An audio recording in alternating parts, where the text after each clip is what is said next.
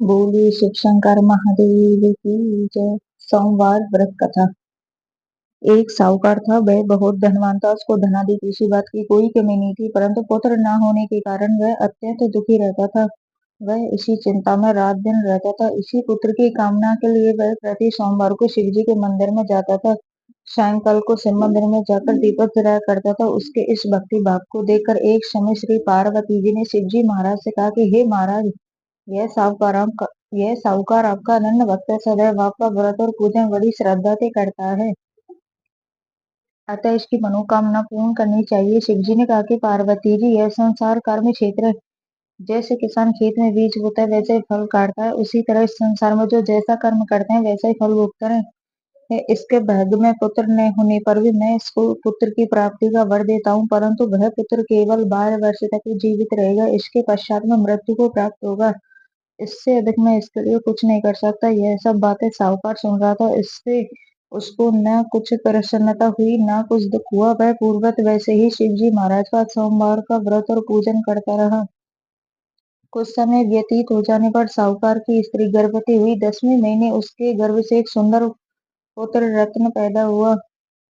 वह साहूकार के घर में बहुत खुशियां मनाई गई, परंतु साहूकार ने केवल 12 वर्ष की आयु जान कोई अधिक प्रसन्नता प्रकट नहीं की, नहीं किसी को भेद बताया। जब बालक 9 वर्ष का हो गया तो उस बालक की माता ने उसके पिता से विवाह आदि के लिए कहा, परंतु इसका साहूकार ने विवाह करने से मना कर दिया और कहा, मैं इसको काशी पढ़ने के लिए भेजूंगा। फिर उस साले अर्थात बालक के मामा को बुलाया, उसको भविष्य धन देकर कहा, तुम इस बालक को काशी जी पढ़ने के लिए ले जाओ। रास्ते में जिस जगह भी जाओ यज्ञ करते, दान देते, ब्राह्मणों को भोजन कराते जाओ। इस प्रकार दोनों मामा मांझी सब जगह यज्ञ करके ब्राह्मणों को भोजन कराते जा रहे थे। रास्ते में उनको एक शहर पड़ा।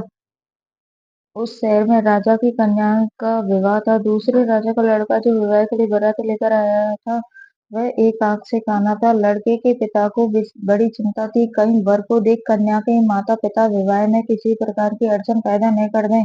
इसी कारण जब उसने अति सुंदर सेठ के लड़के को देखा तो मन में विचार किया कि क्यों न दरवाजे पर इस लड़के से वर का काम ले लिया जाए।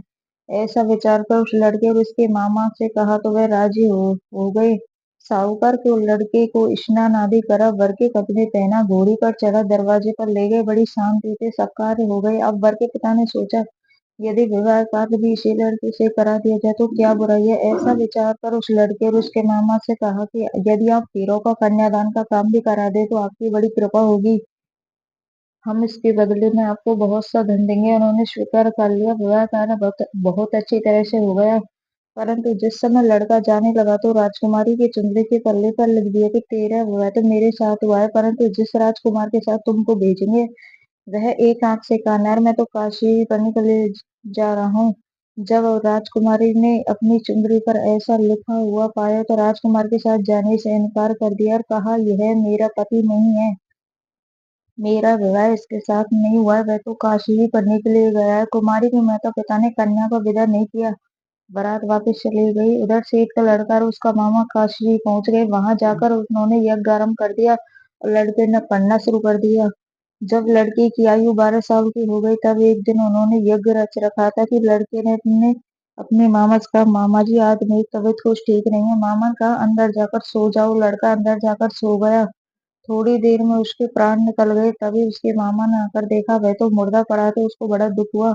उसने सोचा, यदि मैं अभी रोना पीटना मचा दूंगा तो यज्ञ का कार्य अधूरा रह जाएगा। अतः उसने जल्दी से यज्ञ का कार्य समाप्त कर ब्राह्मणों के घर जाने के पश्चात रोना पीटना आरंभ कर दिया। संयोगवश उस समय शिव जी महाराज और पार्वती जी उधर से जा रहे थे। उस समय उन्होंने जोर जोर से रोने पीटने की आवाज सुनी तो पार्वती जी शिव जी को आगर करके उसके पास ले गए। वो सुंदर लड़के को मरा हुआ देखकर कहने लगी, महाराज ये तो उसी सेठ का लड़का है जो आपके वरदान से पैदा हुआ था। शिव जी ने कहा कि पार्वती जी, इसकी आयु इतनी थी जो भोग चुका। पार्वती जी ने कहा कि महाराज कृपा करके इस बालक को आयु दो, नहीं तो इसके माता पिता तड़प तड़प कर मर जाएंगे। पार्वती जी के बार बार आग्रह करने पर शिव जी ने उसको वरदान दिया। शिव जी महाराज की कृपा से लड़का जीवित हो गया। शिव पार्वती कैलाश चले गए। तब वह लड़का और उसका मामा उसी प्रकार यज्ञ करते हुए अपने घर की तरफ चल पड़े। रास्ते में उसी शहर में आए जहाँ पर उस लड़के का विवाह हुआ था। वहां पर आकर उन्होंने यज्ञ आरम्भ कर दिया कि लड़के के ससुर ने उसको पहचान लिया। महल में ले आकर उसकी बड़ी खातिर की, साथ ही बहुत सारा धनराशियों सहित बड़े आदर सत्कार के साथ अपनी लड़की जमाई को विदा किया। जब वे अपने शहर के निकट आए तो उन्होंने कहा कि पहले मैं तुम्हारे घर जाकर खबर दे आता हूँ। उस समय उसके लड़के के माता पिता घर की छत पर बैठे हुए थे। उन्होंने यह प्रण रख रखा था, यदि हमारा पुत्र सकुशल घर आए तो हम राजी खुशी नीचे आ जाएंगे, नहीं तो छत से गिरकर अपने प्राण दे देंगे। इतने में ही लड़के के मामा ने आकर यह सारा समाचार दिया कि आपका पुत्र आ गया है, परंतु उनको विश्वास नहीं आया। तभी उसके मामा ने शपथ पूर्वक कहा कि आपका पुत्र अपनी स्त्री तथा बहुत सारा धन साथ लेकर आया। तो सेठ ने बड़े आनंद के साथ उसका स्वागत किया। बड़ी प्रसन्नता से सब साथ रहने लगे। इसी प्रकार जो कोई भी सोमवार के व्रत को धारण करता है अथवा इस कथा को पढ़ता है, सुनता है, उसके सब दुख दूर होते हैं, उसकी समस्त मनोकामनाएं पूर्ण होती हैं। वह इस लोक के सुख भोग कर अंत में सदा शिव लोक की प्राप्ति होती है। बोले शंकर भगवान की जय।